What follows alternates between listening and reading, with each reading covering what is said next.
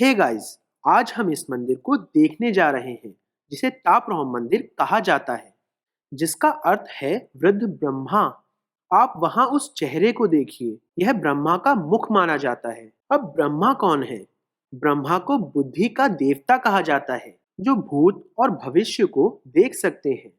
और इस मंदिर में समय यात्रा, अतीत और भविष्य में जाने के वास्तविक सबूत हैं।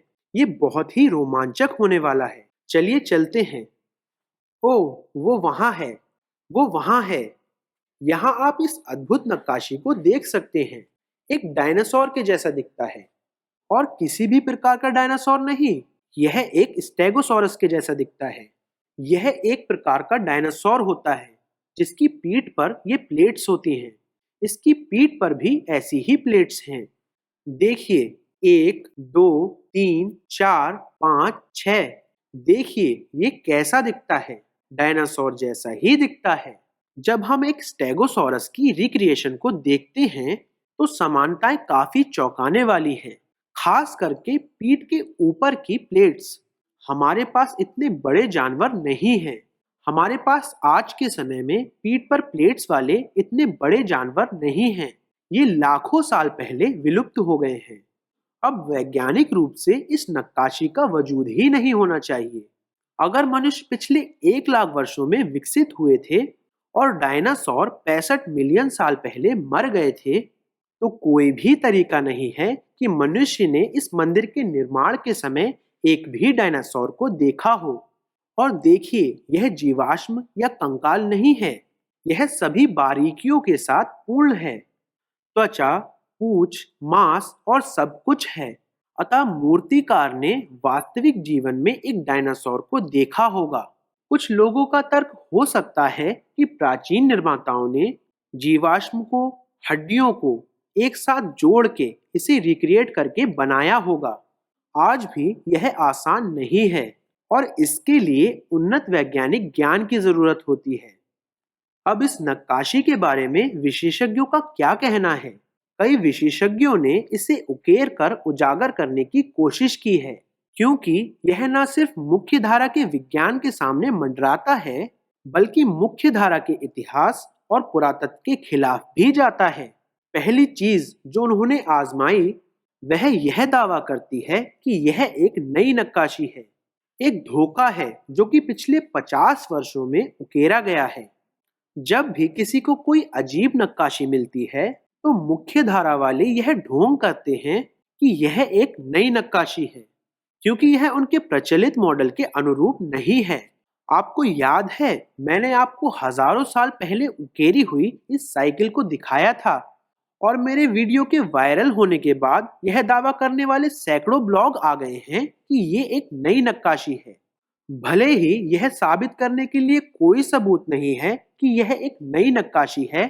ऐसा कोई लिखित रिकॉर्ड नहीं है कि यह हाल ही में बनाया गया था।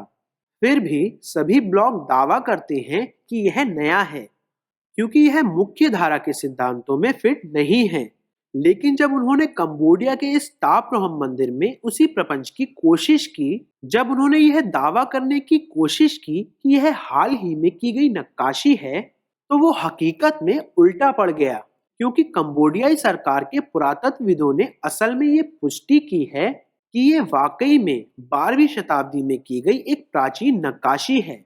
मुख्य धारा के विशेषज्ञों को शर्मिंदा करते हुए इस कहानी का एक विपरीत कोण भी है, जबकि उत्क्रांतिवादियों ने इसे उजागर करने के लिए कड़ी मेहनत की है। सृजनवादी लोग जो ये मानते हैं कि दुनिया और जानवरों और पौधों को कुछ हजार साल पहले बनाया गया था, और वो इस नक्काशी को सृजन के सबूत के तौर पर उपयोग करते हैं। उनका तर्क है कि मनुष्य और डायनासोर दोनों सह अस्तित्व में एक साथ होंगे, इसीलिए यह नक्काशी मौजूद है। उनका दावा है कि पिछली कुछ शताब्दियों तक डायनासोर विलुप्त नहीं हुए थे, और हम उन्हें 1842 में डायनासोर शब्द बनने से पहले ड्रैगन कहते थे। याद रखें, वैज्ञानिकों को प्रकृति और दुनिया के बारे में बहुत कम पता है, क्योंकि तस्मेनियन टाइगर को विलुप्त माना जाता था, लेकिन इसे इस साल देखा गया है। कोयला कैंद मछली को 66 मिलियन साल पहले विलुप्त माना जाता था, लेकिन उसे फिर से पाया गया। यह स्पष्ट रूप से दर्शाता है कि इन चीजों के बारे में हमारी समझ बेहद सीमित है। मानो या ना मानो, पिछले साल 18,000 नई प्रजातियों को नाम दिया गया था। हालांकि डायनासोर के जीवाश्म सबूतों के लिए सृजनवादियों के पास कोई जवाब नहीं है, और ना ही उसी वक्त के आसपास मनुष्य जीवाश्म के ना होने का, यानी लाखों साल पहले के। जबकि सृजनवादी हमें प्रबल तौर पर यह समझाने की कोशिश करते हैं कि इससे यह साबित होता है कि पृथ्वी का निर्माण किया गया था, उत्क्रांतिवादी उसी प्रबलता से इसे खारिज करते हैं, क्योंकि यह उनके सिद्धांत के अनुकूल नहीं है। एक दृष्टिकोण को खारिज करने की उत्क्रांतिवादी हाल ही में कोशिश कर रहे हैं। वो यह है कि यह स्टेगोसॉरस नहीं है। वो इस नक्काशी को दिखाते हैं और स्टेगोसॉरस की आधुनिक रिक्रिएशन को दिखाते हुए उसकी देह रचना के मामूली छोटे छोटे फर्क को दिखाते रहते हैं। फिर भी वे बहुत ही समान दिखते हैं। वे बारीकियों में जाते हैं और बताते हैं कि सिर बड़ा है और नक्काशी में नुकीली पूंछ नहीं दिखाई गई है। यह बहस हकीकत में उनकी हताशा को दर्शाती है। इसे एक सटीक डायनासोर प्रजाति जैसे नहीं होना था। वो मामूली फर्क वाले उसके नजदीकी रिश्तेदार भी हो सकते हैं। पैलियोंटोलॉजिस्ट सहमत हैं कि वे कई वर्षों तक डायनासोर की प्रजातियों की खोज करते रहेंगे, और कुछ महीने पहले एक नए डायनासोर की खोज की गई है। तो यह तर्क कि देह रचना सही ढंग से स्टेगोसॉरस से मेल नहीं खाती है, इसलिए ये डायनासोर नहीं है, हास्यास्पद है, क्योंकि यह बहुत अच्छी तरह से स्टेगोसॉरस का कजन हो सकता है। आप अवचेतन रूप से जानते हैं कि यह एक डायनासोर है। यदि आपको शक है तो बस इस नक्काशी को किसी ऐसे दोस्त को दिखाएं जिसने पहले कभी इसे नहीं देखा है, और वो तुरंत कहेगा कि ये एक डायनासोर है। तो हम इस जानकारी को कैसे ठीक से समझते हैं? एक आम आदमी के रूप में किसी ऐसे के साथ एक या दूसरे तरीके से बहस करने की बजाय उपाय यह है कि कोशिश करें और इसे समझें, जो कि इसे आपका एजेंडा साबित करना चाहता हो। तो तथ्य यह है कि यहाँ डायनासोर की नक्काशी है, और 12वीं शताब्दी में ये नक्काशी की गई थी। हालांकि हमारे पास यह कहने के लिए पर्याप्त सबूत हैं कि डायनासोर लाखों साल पहले विलुप्त हो गए थे। वो दोनों ही सत्य हैं। तो उन्होंने यह वाकई में कैसे किया? कुछ लोग कहते हैं कि मानव लाखों साल पहले अस्तित्व में था और एवोल्यूशन झूठा है, पर सनातन धर्म में ऐसे बहुत सारे समय यात्रा के सबूत मौजूद हैं, है ना? बहुत सारे शास्त्र समय यात्रा के बारे में बताते हैं।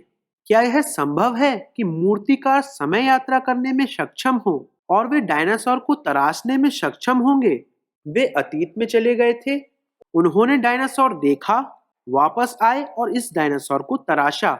यह एक बहुत ही दिलचस्प तर्क है। तो अगर मूर्तिकार अतीत में जाने में सक्षम थे, तो क्या वे भविष्य में भी गए थे? 1,000 साल पहले? वहां देखिए, देखिए मंदिरों पर कब्जा करते हुए पेड़। वहां एक मंदिर है और पेड़ ठीक उसके ऊपर उग रहा है। फिर यहाँ देखिए, देखिए, यह मंदिर का प्रवेश द्वार है और ठीक इसके ऊपर एक पेड़ उगा है, बहुत बड़ा पेड़। इन नक्काशियों का क्या मतलब है? प्राचीन निर्माताओं ने ऊपर उगे पेड़ों वाले मंदिर शिखरों को क्यों उकेरा? आइए हम इस मंदिर के शिखरों पर एक नजर डालते हैं। तापराम मंदिर के बारे में विचित्र विशेषता यह है कि मंदिर के शिखरों के ऊपर पेड़ उगते हैं। पुरातत्वविदों ने पुष्टि की है कि यह मंदिर 12वीं शताब्दी में बनाया गया था, लेकिन लोगों ने 300 साल बाद इस क्षेत्र को छोड़ दिया था। जंगल का मंदिर पे कब्जा करना शुरू हो गया, और केवल इसे बनाने के 3 शताब्दियों बाद पेड़ बढ़ने लगे थे। तो मूर्तिकारों को कैसे पता चला इसे भविष्य में पेड़ों द्वारा घेर लिया जाएगा? मैं नहीं जानता कि ऐसा क्यों हो रहा है। कुछ अजीब कारण से पक्षी भी तापराम मंदिर को पसंद करते हैं। वे बीज लाते हैं और उन्हें शिखर के ऊपर डालते हैं। फिर बीज अंकुरित होने लगते हैं। वे पहले जड़ों को उगाना शुरू करते हैं और फिर वे इन विशालकाय पेड़ों में विकसित होते हैं।